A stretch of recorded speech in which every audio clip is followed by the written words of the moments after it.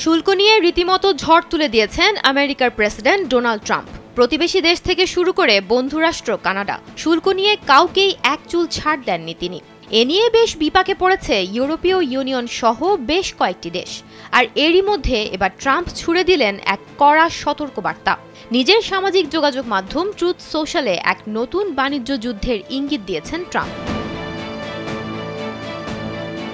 কিছুদিন আগে president Trump এবং ইউরোপীয় কমিশনের president Ursula von der Leyen একটি বাণিজ্য চুক্তি করেন। এই চুক্তি অনুযায়ী ইলেকট্রনিক লেনদেনের ওপর কোনো শুল্ক আরোপ করা হবে না, শুধুমাত্র কিছু নির্দিষ্ট পণ্যের ওপর শুল্ক থাকবে। তবে প্রেসিডেন্ট ডোনাল্ড ট্রাম্পের প্রশাসন ডিজিটাল ট্যাক্সকে একটি বড় বাণিজ্যিক সমস্যা হিসেবে দেখছে। স্যান্ডেলিনা সো, রূপচর্চায় আভিজাত্য।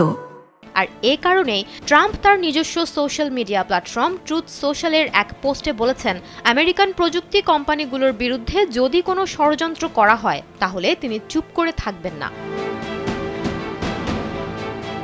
ট্রাম্প ডিজিটাল ট্যাক্স ও সংশ্লিষ্ট আইনকানুনকে সরাসরি প্রশ্নবিদ্ধ করেছেন। তিনি বলেছেন, এসব আইন এমনভাবে তৈরি করা হয়েছে যাতে আমেরিকার প্রযুক্তি কোম্পানিগুলো ক্ষতিগ্রস্ত হয় এবং তাদের প্রতি বৈষম্য করা হয়। ট্রাম্পের অভিযোগ, এসব নিয়মনীতি চীনের বড় প্রযুক্তি কোম্পানিগুলোকে পুরোপুরি সুবিধা দিচ্ছে, যা কোনোভাবেই মেনে নেওয়া যায় না।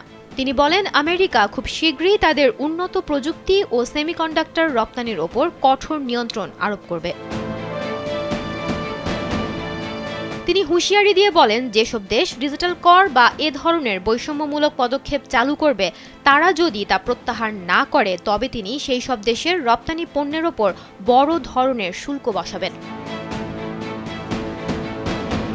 ট্রাম্প আরও বলেন, আমেরিকার প্রযুক্তি কোম্পানিগুলো বিশ্বের পিগি ব্যাংক বা ডোরম্যাট নয়। তিনি সবাইকে আমেরিকার প্রতি এবং এর অসাধারণ প্রযুক্তি কোম্পানিগুলোর প্রতি সম্মান দেখানোর আহ্বান জানান, অন্যথায় এর খারাপ পরিণতি হবে বলে সতর্ক করেন।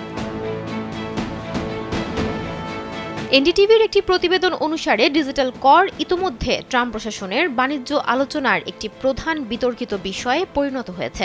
এর আগে চলতি বছরের জুনে যুক্তরাষ্ট্র এই একই ইস্যুতে কানাডার সঙ্গেও সব ধরনের বাণিজ্য আলোচনা স্থগিত করে দিয়েছিল। সুমনা মুস্তফা, কালবেলা।